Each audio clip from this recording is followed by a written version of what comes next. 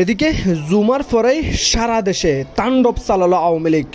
দেশের পরিস্থিতি শান্ত করতে সেনাপ্রধানের হাত ধরেই দেশে ফিরলেন শেখ হাসিনা। মহাবিপদে ডক্টর ইউনূস এবং তার সমন্বয়করা। তবে কি তারা এবার দেশ ছেড়ে পালাবে? দর্শক, সারা দেশে কি করতে চলেছে বিস্তারিত জানতে দেখতে থাকুন।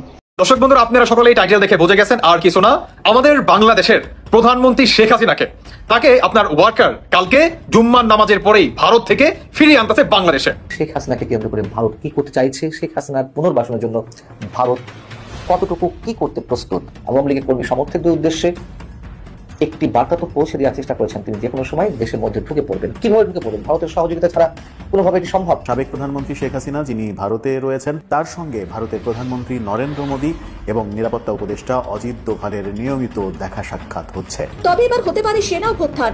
পরিকল্পনা ছকেছে জামায়াতে ইসলামী ও পাকিস্তানের গুপ্তচর সংস্থা ইন্টার সার্ভিসেস ইন্টেলিজেন্স বা আইএসআই। আর সেই ভয়ঙ্কর পরিকল্পনায় গ্রেপ্তার করা হতে পারে বাংলাদেশের বর্তমান সেনাপ্রধান জেনারেল ওয়াকারুজ্জামানকে। সেনাপ্রধানকে নিয়ে ষড়যন্ত্র চলছে বা সেনাপ্রধানকে নিয়ে, সেনাবাহিনীকে নিয়ে নানা গুজব প্রপাগান্ডা ছড়ানো হচ্ছে। সেনাপ্রধান দেশে আসছেন, দেশে আসুন, এই যেসব ষড়যন্ত্র, যেসব গুজব রটানো হচ্ছে, এই গুজবের মুখে চুনকালি দিন দিয়ে তিনি দেশে ফিরে আসুন। ফিরে এসে প্রত্যাশা করব তিনি একটি কার্যকরী ব্যবস্থা নেবেন। জেনারেল ওয়াকারুজ্জামান রয়েছেন আফ্রিকা সফরে গেছেন এবং সেখানে রাষ্ট্রপুঞ্জের যে শান্তি বাহিনী আছে, সেই শান্তি বাহিনীর ওখানেও তিনি দেখা করেছেন। যেই দেশে কোনো গণতান্ত্রিক সরকার থাকে না, সেই দেশের সেনাবাহিনীকে রাষ্ট্রপুঞ্জ ব্যবহার করে না। আলটিমেটাম এসেছিল, সেখানে গিয়ে দেখা করেছে। তিনি কথাও দিয়েছেন যে খুব তাড়াতাড়ি বাংলাদেশে একটা গণতান্ত্রিক সরকার আসতে চলেছে। তার মানে কি শেখ হাসিনা ফিরতে চলেছেন? কাউয়া কি মারা গিয়েছে না কাউয়া বেঁচে আছে, কাউয়াকে নিয়ে আবারও কথা বলতে হচ্ছে। দুদিন যাবৎ অনলাইন সোশ্যাল মিডিয়া সহ সব জায়গায় সোচ্চার কাউয়াকে নিয়ে। আসসালামু আলাইকুম রহমতুল্লাহ। সবাই কেমন আছেন? আশা করি সবাই অনেক অনেক ভালো এবং সুস্থ আছেন। সবাইকে স্বাগতম জানাচ্ছি আমাদের আরেকটি নতুন ভিডিওতে। প্রতিদিনের মতো আমি আপনাদের সিরিয়াত ফারুকি আবারও চলে আসলাম নতুন একটা ভিডিও নিয়ে। দর্শক, ইতিমধ্যে আপনারা সবাই দেখেছেন, ভিডিওর শুরুতে বেশ কিছু অংশ বিশেষ দেখেছেন, যে অংশ বিশেষগুলো দেখে বুঝতে পেরেছেন আজকের ভিডিওটা কতটা গুরুত্বপূর্ণ হতে চলেছে। তাই আমি আর বিষয়টা নিয়ে বেশি বিস্তারিত বলবো না, কারণ বিস্তারিত বলতে গেলে ভিডিওটা অনেক লম্বা হয়ে যাবে। তাই আমি আর বেশি কথা না বলে আমরা ধারাবাহিকভাবে একটু বাকি অংশগুলো একটু দেখে আসবো। তার আগে আপনাদের কাছে ছোট্ট একটি অনুরোধ জানিয়ে রাখতে চাই, যারা আমাদের ফারুকি অনলাইন ইউটিউব চ্যানেলটিতে এখন আছেন, প্লিজ দয়া করে আমাদের চ্যানেল সাবস্ক্রাইব করে সাথে থাকুন। এই মুহূর্তে সেনাপ্রধান সর্বাধিক আলোচিত, যার কারণে আবারও আলাপ করতে আসতে হচ্ছে বা আসলাম।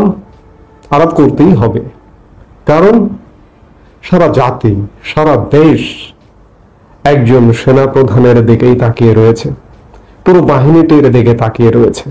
আজকে দেশের যে অবস্থা, দেশ ভালো নেই, দেশ ভালো চলছে না।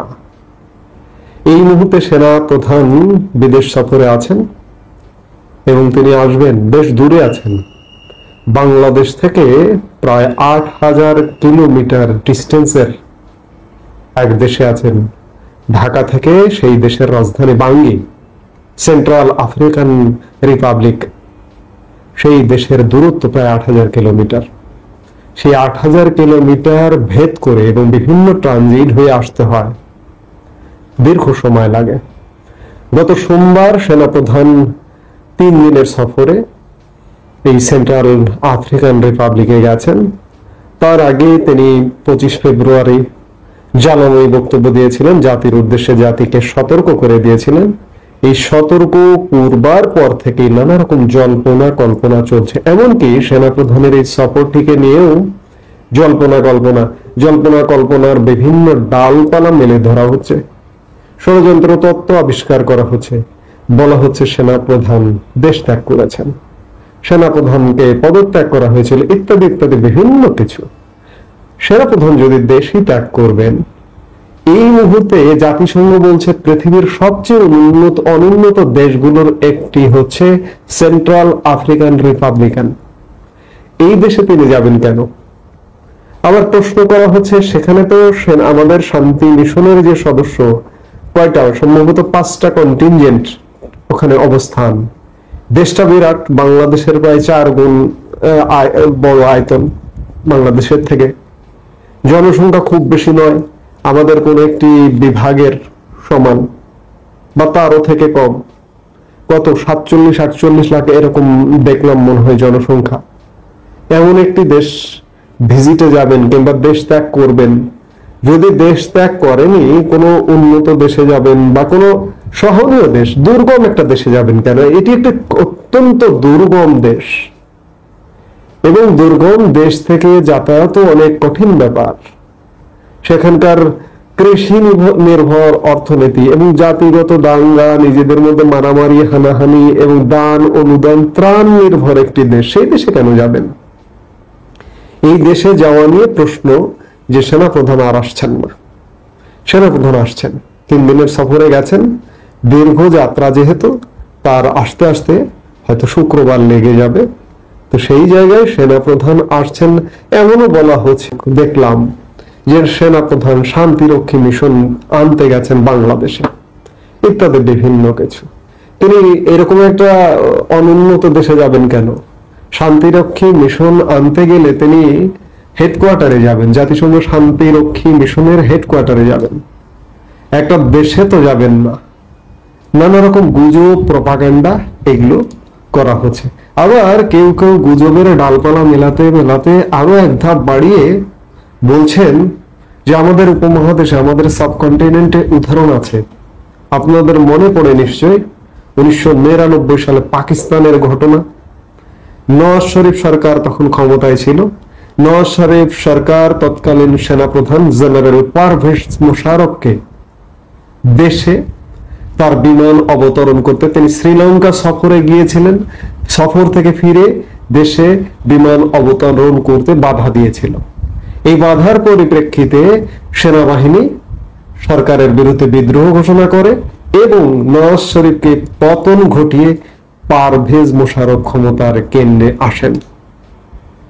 বাংলাদেশেও এমন শঙ্কা, এমন আশঙ্কার কথা কেউ কেউ বলছেন, আমি বাংলাদেশি বলবো না, বিদেশি, এমনকি আমি ভারতীয় 2-1টি চ্যানেলেও দেখলাম যে এমন ঘটনাও কি ঘটতে পারে কিনা।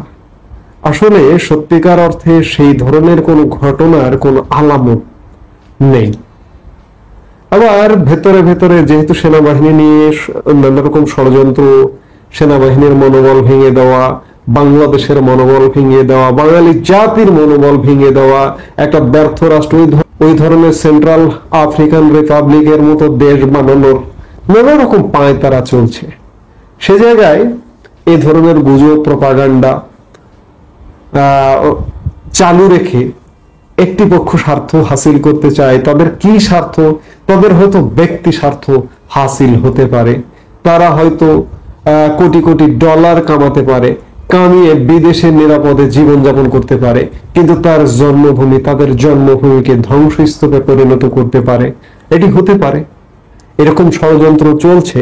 তো সেনাপ্রধানকে নিয়েও ষড়যন্ত্র চলছে, বা সেনাপ্রধানকে নিয়ে, সেনাবাহিনীকে নিয়ে নানা গুজব, প্রপাগান্ডা ছড়ানো হচ্ছে। তবে আমাদের যে কোনো কিছু নিয়ন্ত্রণে নেই, এটি মানতেই হবে। কোনো কিচ্ছু নিয়ন্ত্রণে নয়। যে কোনো সময়, যে কোনো জায়গায় মব নাম দিয়ে আপনার সাথে ধরুন একটা পূর্ব শত্রুতা আছে, আপনাকে ঘায়েল করতে পারে। এই যে গত পরশু থেকে আমি চিন্তা করছি, সাবেক প্রধানমন্ত্রীর রাজনৈতিক উপদেষ্টা এইচ.টি. ইমামের পুত্র, সাবেক এমপি তানভীর ইমাম, তার সাবেক স্ত্রীর বাসায় কি ঘটনা ঘটলো। একদল লোক, কে বা কারা, কেউ চেনে না, এসে বাসায় ঢুকলো, হামলা করলো, লুটপাট করলো। অর্থাৎ আগে যে রাজনৈতিক দলের মিছিল মিটিং এর জন্য লোক ভাড়া করা হতো, এখন এই মব ক্রিয়েট করার জন্য লোক ভাড়া করা হয়।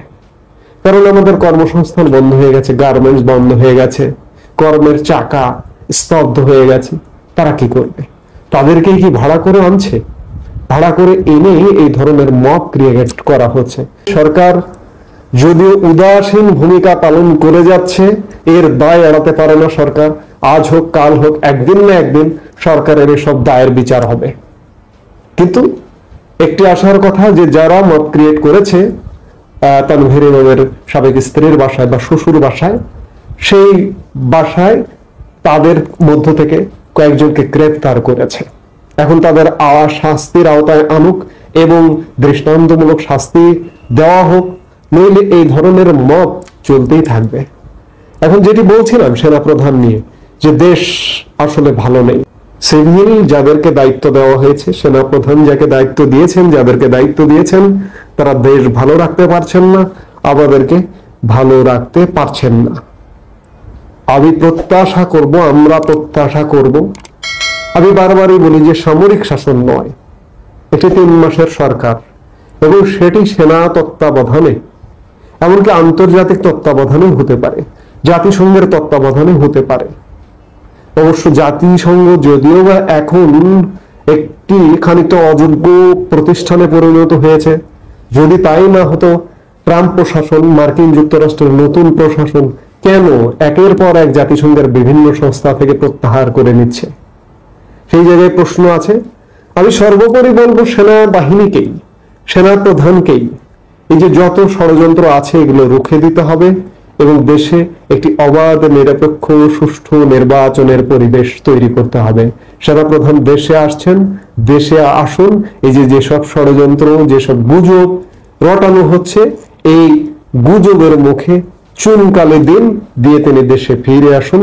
ফিরে এসে প্রত্যাশা করব তিনি একটি কার্যকরী ব্যবস্থা নেবেন। তিনি যদি ব্যবস্থা না নেন তাহলে তিনি যে কথাটি বলেছেন, স্বাধীনতা, সার্বভৌমত্ব বিপন্ন হতে পারে, অমূলক কিছু নয়। তিনি এমনি এমনি কথা বলেননি। আমি বারবারই বলছি, অনেক কথা সরাসরি বলতে নেই, বলি না।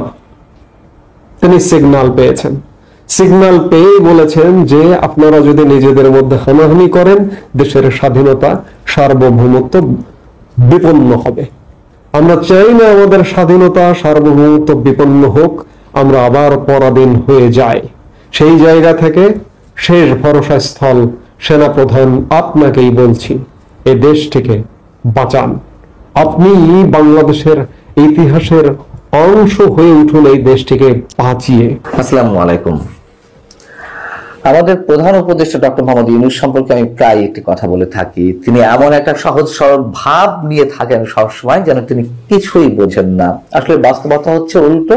অনেকেই মনে করেন তিনি যে কোনো পাক্কা পলিটিশিয়ানের চেয়ে কোনো অংশ কম নন এবং যে কোনো সময় সুর বদলে দিতে পারেন, এটি অনেকেই মন্তব্য করে থাকেন। এবং তারই একটা নতুন নমুনা, একেবারে সাম্প্রতিক একটা উদাহরণ, বিবিসি বাংলা সার্ভিসে তিনি 3 দিন আগে যে ইন্টারভিউটি দিয়েছেন, সেখানে যেসব কথাবার্তা বলেছেন, একই ইস্যুতে আবার ভিন্ন কথা বলেছেন বিবিসিরই ইংলিশ সার্ভিসে দেওয়া একটি সাক্ষাৎকারে। বিবিসির 3 দিন আগের যে ইন্টারভিউটি বাংলার, সেখানে আওয়ামী লীগ নিষিদ্ধ করা না করার বিষয়ে তিনি বলেছেন যে আমরা ঐকমত্যে বিশ্বাস করি, রাজনৈতিক দলগুলো ঐকমত্যে পৌঁছালে যদি আওয়ামী লীগ নিষিদ্ধ করতে চায় করবে, না হলে করবে না।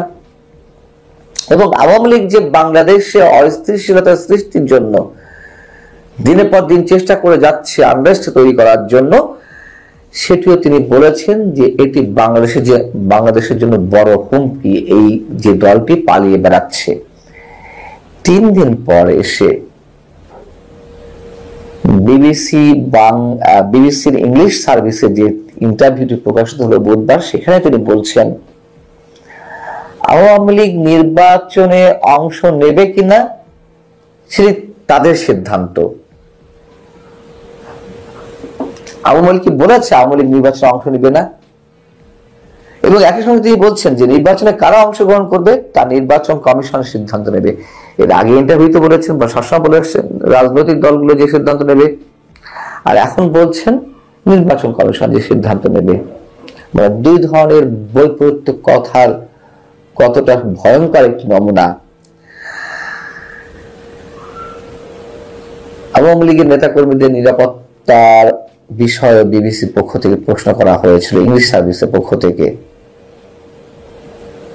সাবেক রাষ্ট্রপতি বিবিসি ভাষাতে শেখ মুজিবুর রহমানের 32 নম্বরের বাড়ি থেকে শুরু করে সারা দেশে যে আওয়ামী লীগ নেতাকর্মীদের বাড়িঘর গুড়িয়ে দেওয়া হলো, জ্বালিয়ে দেওয়া হলো বুলডোজার দিয়ে, সেখানে তিনি বলছেন যে অদ্ভুত কথা, দেশে আইন আছে, থানা আছে, আওয়ামী লীগ নেতাকর্মীরা থানায় যাক, অভিযোগ করুক, অভিযোগগুলো নথিভুক্ত হোক। এইভাবে আপনাদের কাছে সাংবাদিক বা বিবিসির কাছে অভিযোগ না জানিয়ে তাদের উচিত থানায় যাওয়া। আচ্ছা, তার এই বক্তব্যটিকে আমরা কি হিসেবে গ্রহণ করব? যারা বাড়ি ঘর জ্বালিয়ে দিচ্ছে, পুড়িয়ে দিচ্ছে, সরকারের পৃষ্ঠপোষকতায় বুলডোজার এনে গুড়িয়ে দিচ্ছে 32 নম্বরের বাড়ি পর্যন্ত, যেখানে তাদেরকে কিছু বলা হয় না, পুলিশ নীরব দর্শকের ভূমিকা পালন করে থাকে। কোনো ধরনের অভিযান চালানো হয় না, অপারেশন ডেভিল হান্ট পরিচালিত হওয়ার পরেও তাদের বিরুদ্ধে কোনো কিছু পরিচালিত হয় না। এবং আওয়ামী লীগ নেতা কর্মীরা যেখানে কোনো ধরনের কর্মসূচিতে নামতে পারে না, যেন অটোমেটিক্যালি নিষিদ্ধ হয়ে গেছে, অথবা শহীদ মিনারে ফুল দিতে পর্যন্ত যেতে পারে না, গেলেই আটক, সেখানে আওয়ামী লীগের নেতা কর্মীরা যাবে থানাতে অভিযোগ জানাতে। এত সুন্দর করে তিনি কথাগুলো বলে ফেলছেন। আমরা আওয়ামী লীগের 16 বছর সময় তো দেখেছি ঠিক শেখ হাসিনার এই ধরনের বিভিন্ন মন্তব্যের কারণে মানুষ কতটা তার বিরুদ্ধে চলে গিয়েছিল। শেখ হাসিনা তো একটা রাজনৈতিক দলের প্রধান ছিলেন, কিন্তু ডক্টর মোহাম্মদ ইউনূস তার সমর্থনটা আসলে কোথায়? এবং যেখান থেকে নানান ধরনের নির্দেশ, পরামর্শ ইত্যাদি ইত্যাদি আসছে বলে অনেকে ধারণা করছেন, তারা কতক্ষণ বা তাদের উপরে কতক্ষণ ভর করে এই ধরনের মন্তব্য ডক্টর মোহাম্মদ ইউনূস করে যেতে পারবেন অবলীলায়? আইন শৃঙ্খলা পুনরুদ্ধার নিয়েও প্রশ্ন করা হয়েছিল বিবিসি বাংলার মতন বিবিসি ইংলিশেতেও। তো বিবিসি বাংলাতে তিনি বলেছিলেন আইন শৃঙ্খলার অবনতি মোটেও হয়নি বা অপরাধের মাত্রা মোটেও বাড়েনি। এখন এসে বিবিসি ইংলিশে তিনি বলছেন ইন্টারভিউতে, এটি আমরা উত্তরাধিকার সূত্রে পেয়েছি। মানে কত সুন্দর করে এখন কথাগুলো আপডেট করা হচ্ছে। তো উত্তরাধিকার সূত্রে পেয়েছেন, বেশ ভালো কথা, কিন্তু সেগুলো দমন করতে হবে। যদি দমন করতে না পারেন তাহলে আওয়ামী লীগ মানে আপনাদেরকে রাখা হয়েছে কেন, কি কারণে? আর এখন যা চলছে তা স্বাভাবিক। তিনি বলছেন যে 2024-এর এই সময় এরকমই অপরাধ মাত্রা ছিল। আপনাকে হলফ করে বলতে পারবেন এইভাবে 2024-এর বছরের কোনো এক সময় কখনো, আমি শুরু শেষ যখনই বলি, এইভাবে বাসে বাসে ধর্ষণ হয়েছে কিনা, বাসে বাসে ডাকাতি হয়েছে কিনা, মানুষ নিরাপদে মোবাইলটাও দিনের বেলায় পকেট থেকে বের করে কথা বলতে পারছে, মানে কথা বলতে গেলেও নানান ধরনের সংখ্যার মধ্যে থাকতে হচ্ছে, এরকম সিচুয়েশন হয়েছে? তিনি বলে যাচ্ছেন আমুলিল্লাহ। এবং নির্বাচন নিয়ে আবারও প্রশ্ন ছিল বিবিসি ইংলিশ সার্ভিসে, নির্বাচন কবে নাগাদ হতে পারে। তিনি সেখানে আবার বলেছেন 2025 বা 2026 মার্চে। আচ্ছা, নির্বাচন নিয়েও তিনি অনেকবার একাধিকবার কথা বলেছেন। রাজনৈতিক দলগুলো যখন চাইবে নির্বাচন হবে, কখনো বলেছেন জনগণ যা চাইবে যখন চাইবে নির্বাচন হবে। এগুলো তো নিউ ইয়র্ক টাইমস থেকে শুরু করে ফিনান্সিয়াল টাইমস, রাইটার্স, এমন করে গণমাধ্যম নেই, এক এক সময় এক এক কথা। দুদিন আগেও ইউরোপীয় ইউনিয়নের কমিশনার হাজা লাহবিব তার সঙ্গে যখন দেখা করতে গেলেন, তিনি বলেছেন যে ডিসেম্বরের মধ্যে নির্বাচন হয়ে যেতে পারে। আবার বিবিসি তিনি বলছেন যে 2025 ডিসেম্বর বা 2026 মার্চ। এই মানুষটা স্থির নন, আমরা বলতে বাধ্য হচ্ছি এইভাবে কথা বলতে। এত ঘন ঘন কথা পরিবর্তন যদি কেউ করে থাকেন, ঠিক সেই মানুষটির উপর দেশের আপামার গণমানুষ কিভাবে আস্থা রাখবে, কিভাবে বিশ্বাস স্থাপন করবে? এবং আরো মজার কথা তিনি একটি বলেছেন, ইউএস এইডের সব ধরনের মানবিক সহায়তা যখন বন্ধ হয়ে গেল, বাংলাদেশেও রোহিঙ্গাদের জন্য তাদের যে বরাদ্দ ছিল সেটি যখন বাতিল হয়ে গেল, পরবর্তীতে চার্লস দ্য অ্যাফেয়ার্স মার্কিন যুক্তরাষ্ট্রের বাংলাদেশের ভারপ্রাপ্ত রাষ্ট্রদূত ট্রাসি জ্যাকবসন এই গত কয়েকদিন আগে তার সঙ্গে দেখা করতে গেলেন, সাক্ষাৎ করতে গেলেন, সেখানে তিনি বললেন যে তোমরা ইউএস নিয়ে যা করো না কেন, আমাদের বরাদ্দটা আমাদের দাও, নাহলে আমরা পারছি না। আমি তখন বলেছিলাম যে সারা বিশ্বের জন্য ইউএস বন্ধ করে দিচ্ছে তাদের অনুদান বাড়িয়ে, আর সেখানে ডক্টর মোহাম্মদ ইউনূস এই দাবি জানাচ্ছেন, মামা বাড়ি আবদার। আচ্ছা, তার কয়েকদিন পরে এসে এই বিবিসি ইংলিশ সার্ভিসে তিনি কি বলছেন? পিকুলিয়ার কথাবার্তা। তিনি বলছেন এটা তাদের সিদ্ধান্ত, বেশ ভালো কথা, পরবর্তীতে কি বলছেন, এটি ভালোই হয়েছে, কারণ তারা এমন কিছু করেছে যা আমরাই করতে চেয়েছিলাম, মানে আমরা দুর্নীতির বিরুদ্ধে লড়াই করতে চেয়েছিলাম, এবং এর মতো আরো জিনিস যা আমরা কখনোই ঠিকভাবে মোকাবেলা করতে পারিনি, মানে দুর্নীতি রোধ করতে পারিনি। তো এটা বন্ধ হয়েছে, ভালো কথা। এক অর্থে দুর্নীতি বন্ধ হয়ে গেছে। আমরা কি মন্তব্য করবো এখানে? রোহিঙ্গার জন্য যে বরাদ্দ রইল না, অনেকখানি কমে গেল। ইউরোপীয় ইউনিয়নও তাদের বরাদ্দ অনেকাংশে কাটেল করেছে, আর সেখান থেকে বলছেন ভালো হয়েছে। আর এক সপ্তাহ আগে তিনি বলেছেন ক্লাসি জ্যাকবসনকে, তোমাদের অনুদান দাও, বন্ধ করো আর যাই করো, আমাদেরকে দিয়ে দাও। মানে এটি কোন ধরনের কথাবার্তা? ঠাউর করা বড় মুশকিল। এবং ইউএস এইড যে গত বছর $450 মিলিয়ন আর্থিক সাহায্যের প্রতিশ্রুতি দিয়েছিল, সেটাতে আর পাওয়া যাচ্ছে না। এটি কিভাবে ঘাটতি পূরণ করা হবে? ডক্টর মোহাম্মদ ইউনূস বলছেন এটা তখন দেখা যাবে, সবকিছু তখন দেখা যাবে, আর যা কিছু হয়েছে সেটা আগের। আওয়ামী লীগের অনেক নেতারা মনে করেন এবং তারা এটাই জানেন, গোয়েন্দা সংস্থার লোকজন তাদেরকে এটাই জানিয়েছেন যে জেল টেল যাই হোক, আগামী নির্বাচনে আওয়ামী লীগকে অংশগ্রহণের সুযোগ দেওয়া হবে। এই বিশ্বাস গোয়েন্দা সংস্থার লোকজন তাদেরকে ঢুকিয়ে দিচ্ছেন। তাদেরকে হয়তো বা মেসেজটা এভাবে দেওয়া হয়েছে, সেনাপ্রধান যেহেতু হাসিনার পতনের অন্যতম প্রেরণক, সেনাপ্রধান আওয়ামী লীগকে নির্বাচনে অংশগ্রহণ করার সুযোগ দিবেন বা তিনি চেষ্টা করবেন তার জায়গা থেকে, আর বিএনপি তো আওয়ামী লীগকে চায়, অতএব আপনারা নির্বাচন করতে পারবেন, প্রয়োজনে জেলে বসে নির্বাচন করবেন। জেলে বসে অনেকে নির্বাচিত হয়, এরকম ঘটনা অনেক আছে, এবং এটা বিশ্বাস করে নিচ্ছে। কিন্তু বাস্তবতাতে সেটা হবে, সেনাপ্রধান আশ্বাস দেখ আর যেই দেখ, কখনো হবে না। জনগণ এটা মেনে নেবে না। সরকার যদি আওয়ামী লীগকে নির্বাচনে অংশগ্রহণ করার সুযোগ দেয়, জনগণ তাদেরকে পিটিয়ে মাঠ থেকে উঠিয়ে দিবে, এবং আওয়ামী লীগের পক্ষ হয়ে বা আওয়ামী লীগকে আপনি পিটাবেন নির্বাচনী প্রচারণা চালাতে গেলেও, আর পুলিশ তাদেরকে প্রোটেক্ট করবে, কি মনে করেন সেই সাহস পুলিশ সেনাবাহিনী হবে? তাহলে সেই পুলিশ সেনাবাহিনী কি অবস্থা হবে একটু চিন্তা করেন। অতএব আওয়ামী লীগকে নির্বাচনে অংশগ্রহণ করার সুযোগ দেওয়াটা এটা সরকারিভাবে, রাজনৈতিক বা যেভাবে সরকার যে সিদ্ধান্ত নিক না কেন, মাঠের বাস্তবতা সোজা। জনগণ মাঠে দেখলেই তাদেরকে পিটাবে, তাদেরকে কোনো প্রচারণায় চালাতে দিবে না।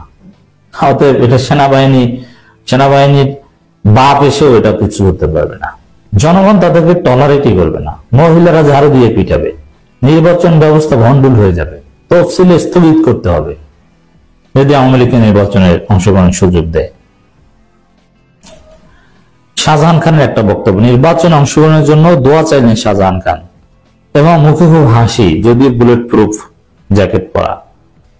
এটা কেন?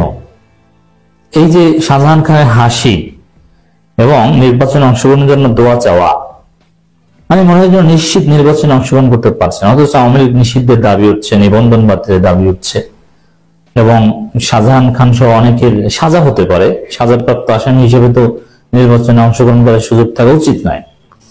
কিন্তু তারপর ওই হাসির রহস্য এটাই, গোয়েন্দা সংস্থার লোকজন কেউ হয়তো বা তাকে বলেছে যে সেনাপ্রধান, বিএনপি, ভারত যেভাবে তোমাদের একটা ব্যবস্থা করে দিবে, এবং শাহজাহান খানদের ভারতের প্রতি এতটাই বিশ্বাস, ভারত বলেছে এরকম কোন তথ্য যদি তারা শোনে তাহলে তারা ওটা বাইবেলের মতো বিশ্বাস করে। এটাই হচ্ছে শাহজাহান খানের দোয়া চাওয়া এবং হাসির রহস্য। আগামী নির্বাচনে অংশগ্রহণের জন্য দোয়া চাইলেন সাবেক নৌমন্ত্রী শাহজাহান খান। বৈষম্যবিরোধী ছাত্র আন্দোলনের যাত্রাবাড়ী থানার হত্যা মামলায় গ্রেপ্তার দেখানোর পর ঢাকা মহানগর মেট্রোপলিটন আদালত থেকে নামানোর সময় তিনি কথা বলেন। দর্শক, এখানে দেখেন যে জনগণের এতটাই ক্ষোভ, এদেরকে হাত করা ডান্ডা বেরি না পড়ানো হলে জনগণ ক্ষুব্ধ হয়, এরা হাসলেও জনগণ ক্ষুব্ধ হয়, এরা দোয়া চাইলেও জনগণ ক্ষুব্ধ হয়। এরা হাসে কেন? এরা হাসতে পারে কিভাবে? এরা তো আত্মবিশ্বাস পেল কোথা থেকে? এতটাই ক্ষোভ তাদের উপর। এত ক্ষোভের বশবর্তী হয়ে যায় যারা আদালতে, যাদের উপর ডিম মারা হয়, জনরোষের ভয়ে যাদেরকে বুলেট প্রুফ জ্যাকেট পরিয়ে আনতে হয়, তারা নির্বাচন করবে, এটা অবিশ্বাস্য। এটা জনগণ হতে দেবে না, সরকার দিলেও জনগণ এটা মেনে নেবে না। যে নির্বাচনে আওয়ামী লীগ অংশগ্রহণ করার সুযোগ পাবে ওই নির্বাচনই হবে না, ওটা মাঝপথে স্থগিত হয়ে যাবে।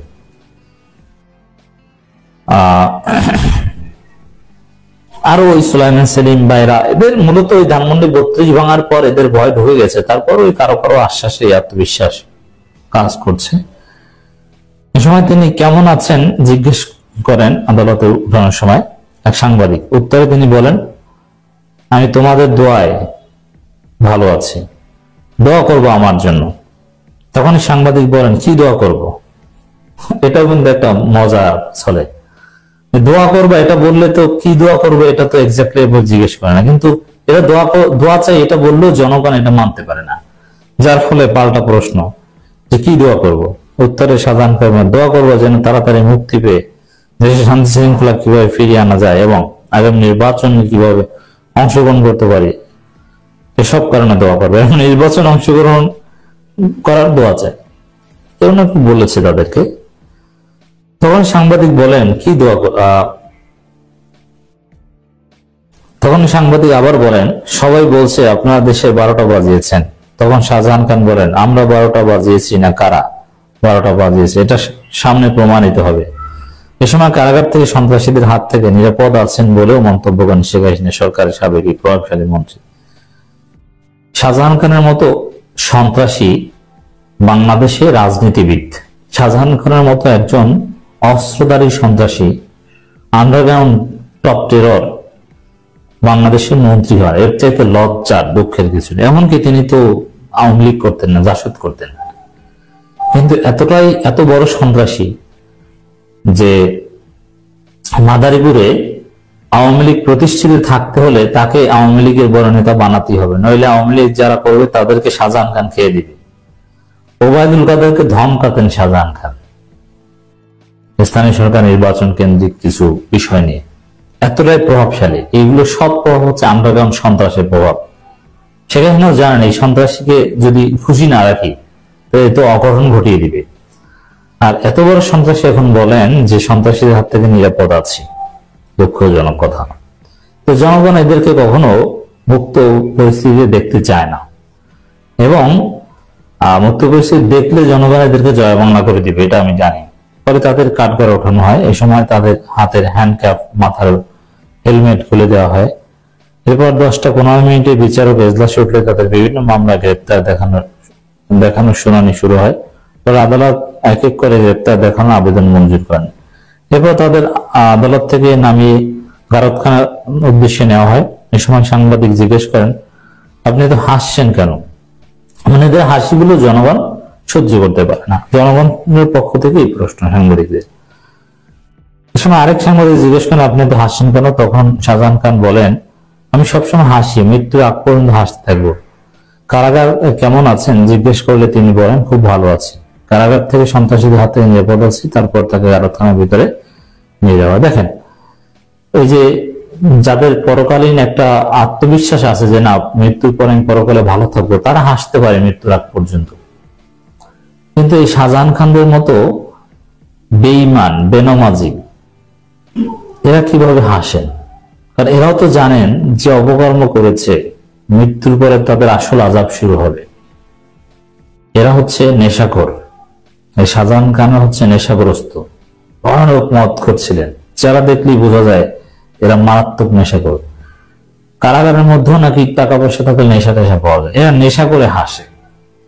ভারত তাদেরকে কোন সুসংবাদ দেয় গোয়েন্দা সংস্থার মাধ্যমে, এটা একটা হাসির কারণ হতে পারে। আর নেশাখোর, নেশায় হাসে, স্বাভাবিক কাণ্ড জ্ঞান নাই, এদের জায়গা বাংলাদেশে হবে না। যেমন দর্শক একটু মিলিয়ে দেখেন, এই যে কামাল আহমেদ মজুমদার, তিনি কিন্তু অনেকটা কান্না করছেন যে না আর জীবনে আওয়ামী লীগের রাজনীতি করবো না, ভুল হয়েছে, শেখ হাসিনার বিরুদ্ধে রাজ সাক্ষী দিতে রাজি। জুনায়েদ আহমেদ পলক কখনো কান্না করছেন, কখনো একটু কৃত্রিম হাসি, চেহারা দেখলেই বোঝা যায় কি করুণ অবস্থা। এর মানে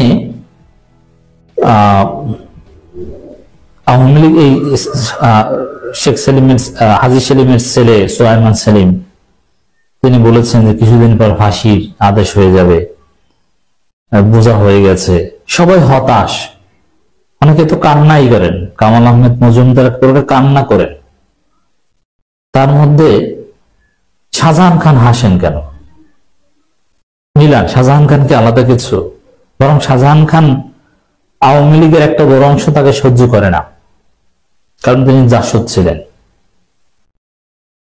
এবং সরাসরি শেখ হাসিনার কাছে অনেকে অভিযোগ করেছেন। এই যে রিকসন চৌধুরী কিংবা কাজী জাফরুল্লাহ অনেকে বলছেন যে এই জাসদ থেকে এসেছে, সে আওয়ামী লীগের বিরুদ্ধে এই করেছে সেই করেছে। তখন শেখ হাসিনা বলেছে যে আপনারাই তো তাকে আওয়ামী লীগে জায়গা দিতে বলেছেন। সেই শাহজাহান খান হাসেন কেন? আসলে উত্তর একটাই, যে শাহজাহান খান এখনো নেশা করেন। যে আলোচিত এবং সমালোচিত যে খবরগুলো আছে সেগুলো বেশ কিছু ভিডিও আপনাদের মাঝে তুলে ধরার চেষ্টা করেছি, যেগুলো ভিডিও দেখে আপনাদের মতামত অবশ্যই কমেন্ট করে জানাবেন। এখানে আমাদের ব্যক্তিগত কোনো মতামত নেই, আপনারা ইতিমধ্যে ভিডিওগুলো দেখেছেন, যে ভিডিওগুলো দেখে বুঝতে পেরেছেন আজকে ভিডিওটি কতটুকু গুরুত্বপূর্ণ ছিল। তো অবশ্যই যারা এতক্ষণ পর্যন্ত আমাদের সাথে ছিলেন তাদেরকে অসংখ্য ধন্যবাদ জানিয়ে এখানে শেষ করবো আজকের ভিডিও। ভালো থাকবেন, সুস্থ থাকবেন, আল্লাহ হাফিজ।